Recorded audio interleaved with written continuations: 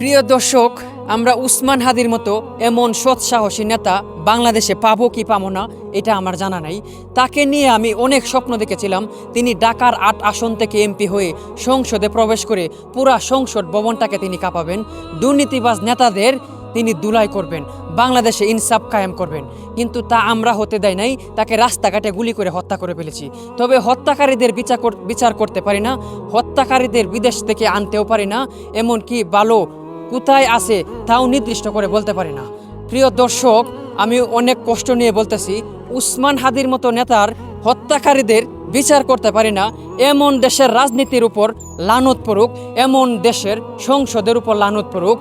প্রিয় দর্শক, এমন দেশের রাজনীতির উপর অভিশপ্ত করতে চাই, এমন দেশের সংসদ ভবনটাকে অভিশপ্ত করতে চাই। কিন্তু এই অভিশাপটাকে আমি সাময়িকভাবে থামিয়ে রাখতে চাই, কারণ বাংলাদেশে ইতিমধ্যে কয়েকদিন পরে নির্বাচন হবে।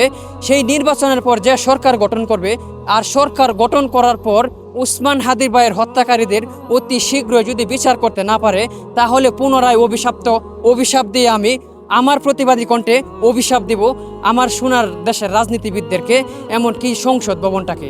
তবে সেই প্রতিবাদী কণ্ঠে অভিশপ্ত ভিডিওগুলো দেখার জন্য আমাকে ফলো বা সাবস্ক্রাইব করুন। অতি শীঘ্রই আমি প্রতিবাদী কণ্ঠে উসমান হাদি হত্যার বিচার ভিডিও বানাবো, এমনকি